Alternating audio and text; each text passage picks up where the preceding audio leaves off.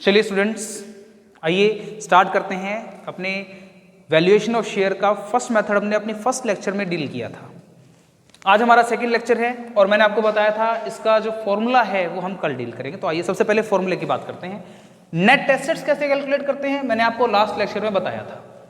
अगर आपने last lecture नहीं देखा तो जाके देख सकते हैं। तो number of shares, equity shares आपके पास होंगे बैलेंस शीट में। अपनी नेट एसेट्स की अमाउंट को नंबर ऑफ इक्विटी शेयर से आप क्या कर देंगे बच्चे, डिवाइड कर देंगे। तो आपके पास क्या आ जाएगी, वैल्यू ऑफ शेयर। क्या आ जाएगी जी, वैल्यू ऑफ शेयर्स। क्योंकि वैल्यू का मतलब मैंने आपको बताया था किससे लेते हैं बेटे, इक्विटी शेयर की वैल्यू से लेते हैं। ठीक है, इन ब्रीफ फटाफट से रिवाइज करते हैं। नेट एसेट्स कैसे कैलकुलेट किए थे, टोटल एसेट्स माइनस में टोटल लाइबिलिटी, आउटसाइड लाइबिलिटी जितनी भी थी हमने माइनस कर दी थी। उसमें से हमने क्या माइनस किया, प्रेफरेंस शेयर कैपिटल और उसका डिविडेंड अगर कोई एक्रूड है तो अमाउंट जो बचता है उसे हम क्या बोलते हैं बेटे, नेट एसेट्स बोला जाता है। तो इस नेट एसेट्स को नंबर ऑफ इक्विटी शेयर से क्या कर देंगे, डिवाइड कर देंगे। तो आपके पास क्या आ जाएगा, वैल्यू पर शेयर आ जाएगा। ठीक है, तो आइए इसका एक क्वेश्चन डील करते हैं। और क्वेश्चन आपके सामने आपकी स्क्रीन पर ये रहा, देखिए। चलिए, एक क्वेश्चन आपके सामने है और इस क्वेश्चन के बेस पे मैं आपको इसका सॉल्यूशन करते हैं। स्क्रीनशॉट लेकर रख लीजिएगा क्वेश्चन का। सबसे पहले बैलेंस शीट में चेक करेंगे, land and building, plant and machinery, goodwill, investment, inventory, trade receivable, bank balance और issue expenses, share issue expenses, ये सब आपको दिया हुआ है। नीचे कुछ आपको लाइनें दी हैं, क्या है पढ़ के देखिएगा। लैंड एंड बिल्डिंग की मार्केट वैल्यू आपको दी गई है ना, प्लांट मशीनरी की है, डाउटफुल डेट्स का प्रोविजन बनाना है आपने, गुडविल की नई वैल्यू दी गई है। और आपको कहता है find out value of share on the basis of net assets method. तो हम यहाँ सारी एसेट्स को प्लस करेंगे। देखिए, सबसे पहले क्या है बेटे, लैंड एंड बिल्डिंग। क्या है, land and building. Balance sheet की वैल्यू नहीं लेनी, आपको जो नई वैल्यू क्वेश्चन के नीचे दी गई है ना, वो वैल्यू आप लेंगे। आइए, नई वैल्यू क्या दी गई है, 3 लाख रुपीज। क्या दी गई है बेटे, 3 लाख रुपीज आपको वैल्यू दी गई है। फिर आपको दिया गया plant and machinery. Plant and machinery की भी न्यू वैल्यू आपको दे रखी है, कितनी है बेटे, प्लांट एंड मशीनरी 60,000 रुपीज आपको वैल्यू दी गई है, वो लेके चलेंगे। फिर आपको दिया गया बेटे क्या, थर्ड नंबर पे आपको दे रखा है गुडविल। गुडविल, इसकी भी न्यू वैल्यू हमें दी गई है। नीचे चेक करेंगे कितनी है बेटे, 70,000 रुपीज की गुडविल है। तो आप गुडविल भी ले लेंगे 70,000। गुडविल कितनी ले लेंगे, 70,000। देन आपके पास एसेट्स में दे रखा है बेटे इन्वेस्टमेंट 20,000, लेकिन ब्रैकेट में चेक करेंगे लिखा हुआ है मार्केट वैल्यू, कितनी है बेटे, 30,000 रुपीज। तो इन्वेस्टमेंट कितनी लेके चलेंगे हम, 30,000 रुपीज की। कितनी लेके चलेंगे, 30,000। मार्केट वैल्यू लेनी है हमने। फिर आपको दिया हुआ है क्या, इन्वेंट्री कितना, 60,000, ट्रेड रिसीवेबल 80,000। तो इन्वेंट्री कितना बेटे, 60,000 और ट्रेड रिसीवेबल 80,000 का आपको दे रखा है। और क्वेश्चन के नीचे एडजस्टमेंट में बोलता है बेटे 5,000 के बेड डेट्स हैं। तो आपके पास इन्वेंट्री के बाद ट्रेड रिसीवेबल की नेट वैल्यू कितनी आ जाएगी, 75,000। कोई डाउट यहां तक।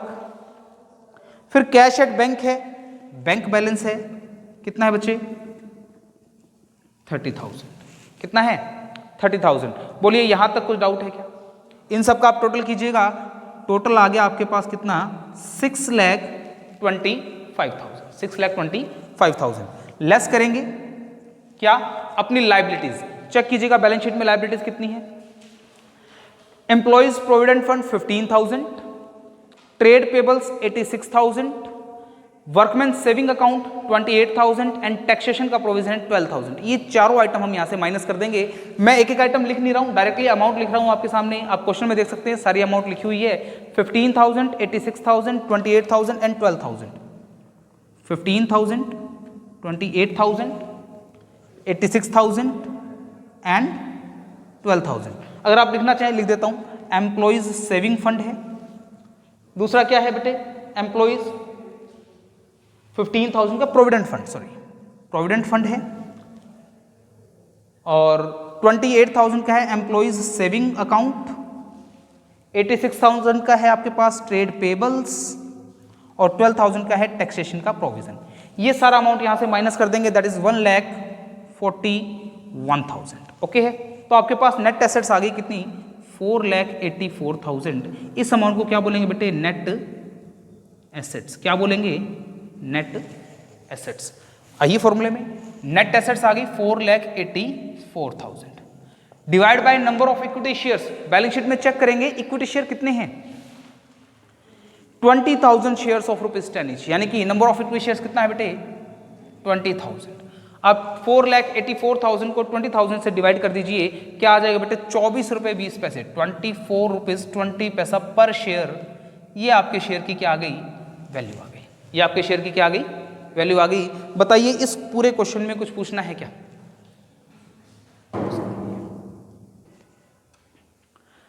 हाँ जी, नेक्स्ट टॉपिक पे चलते हैं। अच्छा, पिछले वाले क्वेश्चन में आपको क्या दिया हुआ था, एसेट साइड में आपको सबसे लास्ट में non current assets share issue expenses दिए हुए थे 8,000 रुपीज के, दिए हुए थे ना। हमने उसको टोटल एसेट्स में इंक्लूड नहीं किया। क्यों नहीं किया, क्योंकि कल आपको बताया था फिक्टिशियस एसेट्स को टोटल एसेट्स में इंक्लूड नहीं करना है भाई। बोलो जरा, बात समझ में आई क्या? आइए नेक्स्ट टॉपिक पे चलते हैं बच्चे। नेक्स्ट टॉपिक हमारे पास क्या है, जब आपकी बैलेंस शीट में अलग अलग पेड वैल्यू के या अलग अलग पेड अप अमाउंट की कैपिटल दी हो, different classes of equity shares is given in the balance sheet. Different classes कैसे, look at this here, 10,000 equity shares हैं, 10 रुपीज ईच है, फुल्ली पेड है 1 लाख रुपीज की। सेकंड कैटेगरी में क्या हुआ, सेकंड कैटेगरी में 20,000 शेयर्स हैं, 10 रुपीज ईच है, लेकिन बेटे पेड अप कितना है, 8 रुपीज पेड अप है ना। और थर्ड कैटेगरी में 48,000 equity share, 5 rupees each, fully paid up है। तो देखो इसमें क्या हुआ कि अलग अलग कैटेगरी बन गई। पहले वाले ने हमें 10 रुपीज दे रखे हैं, दूसरे वाले ने हमें 8 रुपीज दे रखे हैं, तीसरे वाले ने हमें 5 रुपीज दे रखे हैं। तो इस तरह से अलग अलग कैटेगरी आपको बैलेंस शीट में मिल सकती है। उस केस में क्या करेंगे, कुछ नहीं करना, बहुत सिंपल है। देखो नेट एसेट्स कैलकुलेट कीजिए, डिवाइड बाय टोटल किससे डिवाइड करेंगे बेटे, टोटल पेड अप कैपिटल से डिवाइड कर देंगे। नंबर ऑफ इक्विटी शेयर से डिवाइड नहीं करना। नंबर ऑफ इक्विटी शेयर से डिवाइड कब किया था, जब आपके पास सभी ने सेम पेमेंट कर रखी हो। सपोज करो अगर यहां पर 10 रुपीज है, फुल्ली पेड है, ये भी 10 का और ये भी फुल्ली पेड होता, उस केस में हम क्या करते हैं, डिवाइड बाय 30,000 शेयर्स कर देते हैं, क्योंकि सभी ने सेम पेमेंट दे रखी है। लेकिन यहां पर क्या है, यहां पर हमारे पास सभी का अमाउंट अलग अलग है। उस केस में आप करेंगे divide by paid up equity capital. ठीक है, एग्जांपल माना मैंने, क्या टोटल एसेट्स कितनी आई बच्चे, 6 लाख रुपीज आ गई सर। कितनी आ गई, 6 lakh, divide by total paid up capital कितनी है, 5 लाख रुपीज है। कितनी है बच्चे, 5 लाख रुपीज है, यानी कि 1 रुपीज 20 पैसा पर शेयर। सर ये क्या आया, अब आप पूछेंगे ना सर ये 1 रुपीज 20 पैसा पर शेयर क्या आया। देखो समझो, इसको इस तरह समझिए कि आपको टोटल कितने रुपए मिले हुए थे, 5 लाख।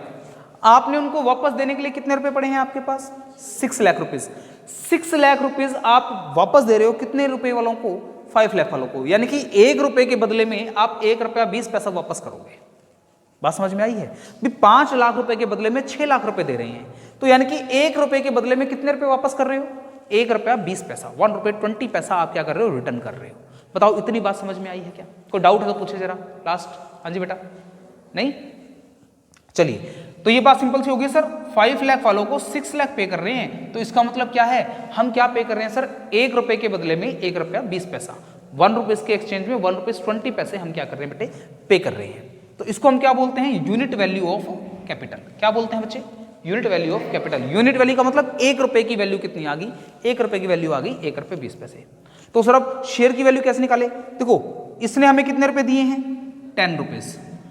1 रुपए के बदले में 1 रुपीज 20 पैसा देना है, तो 10 रुपीज के बदले में कितने रुपए देंगे इसको अपन, 12 रुपए। इसने हमें कितने रुपए दे रखे हैं, 8 रुपीज, तो इसको कितने दे देंगे बेटे, 9 रुपये 60 पैसे, 9 रुपये 60 पैसा। और इसने हमें कितने रुपए दे रखे हैं, 5 रुपीज, तो इसको क्या दे देंगे, 6 रुपीज वापस दे देंगे। दिस इज वैल्यू ऑफ पर शेयर। इक्विटी शेयर की क्या आ गई, वैल्यू आ गई बेटे, क्या आ गई, वैल्यू पर शेयर आ गई आपके पास। इस कैटेगरी के शेयर की वैल्यू कितनी मानी जाएगी? 12 रुपीज पर शेयर। इस कैटेगरी में आएंगे तो क्या वैल्यू मानी जाएगी? 9 रुपीज 60 पैसा पर शेयर। एंड थर्ड कैटेगरी की वैल्यू क्या मानी जाएगी? 6 रुपीज पर शेयर माना जाएगा। बताएं मुझे, कोई डाउट है क्या? कुछ पूछना है इस पूरे कंसेप्ट में कि जब आपको different classes of equity share दिया हो तो क्या करना है? नेट एसेट सेम फॉर्मूले से निकलेगा, आपको सेम तरीका होगा निकालने का। Divide by paid up value या paid up equity share capital आप यहां पर टोटल करेंगे। पेड अप कैपिटल कैसे निकालेंगे? फर्स्ट कैटेगरी की पेड अप, सेकंड कैटेगरी की पेड अप, थर्ड कैटेगरी की पेड अप, तीनों को प्लस करेंगे, पेड अप वैल्यू आ जाएगी। 6 lakh divide by 5 lakh, 1 rupees के एक्सचेंज में क्या पे करना है? 120। तो 1 रुपए की वैल्यू क्या आ गई? 1 रुपया 20 पैसा। तो आप जितने रुपए भी इसने आपको पे किए हैं यूनिट वैल्यू से मल्टीप्लाई कर दीजिएगा, पर शेयर वैल्यू आ जाएगी। बोलिए कोई डाउट है क्या? चलिए, आप different category of equity shares को आपने डील करना सीख लिया है। आइए आगे चलते हैं। अब आपके पास जो टॉपिक आ रहा है ना बेटे, वो क्या आ रहा है? Making the notional call. Notional call, sir notional call क्या होता है? कॉल तो हमें पता है क्या होती है कि फाइनल कॉल पेंडिंग थी, हमने मंगा ली। नोशनल कॉल क्या होती है? मैं इसको ये भी कह सकता हूं, और मेकिंग फुली पेड, और मेकिंग फुली पेड। ठीक है, नोशनल कॉल क्यों बोला यहां पर? सर नोशनल कॉल का कारण क्या है? बस उबासी नहीं। ठीक है, बीच में बैठ के यार मुंह पाड़ देते हो हाँ ऐसे करके। चलिए आइए क्वेश्चन देखते हैं। नोशनल कॉल का मतलब क्या है?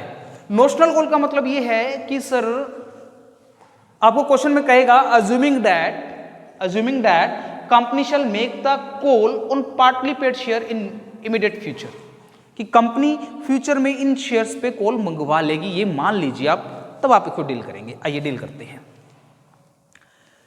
आपके पास 3 कैटेगरी है। फिर से, first category fully paid up है, सेकंड कैटेगरी में 8 पेड अप है, और थर्ड कैटेगरी में 5 रुपीज पेड अप है।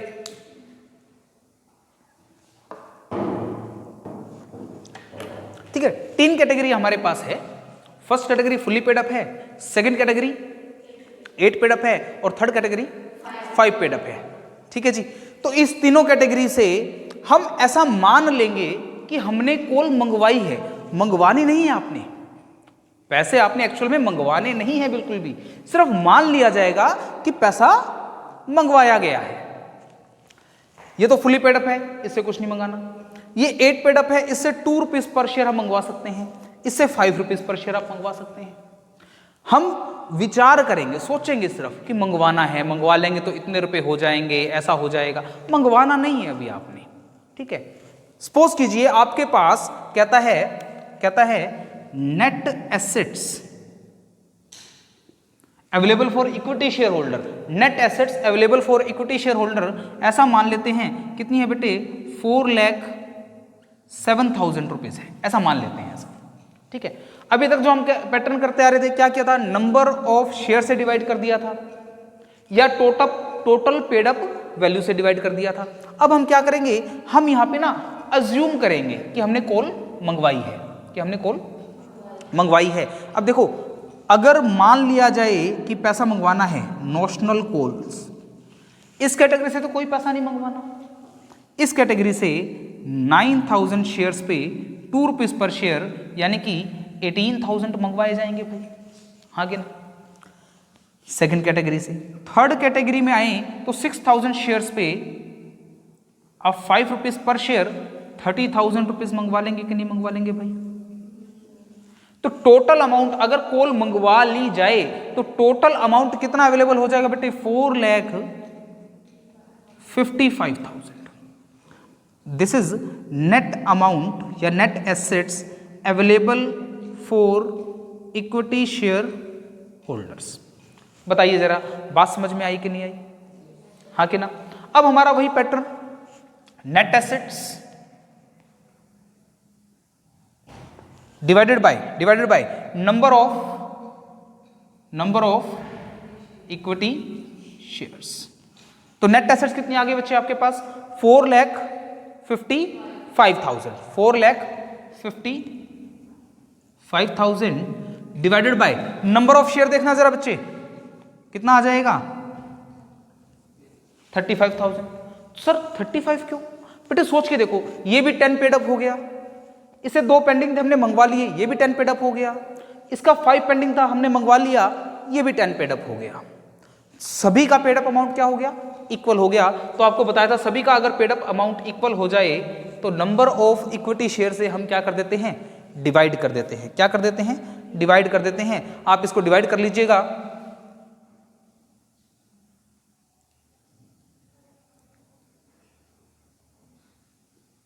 क्या आ जाएगा बेटे?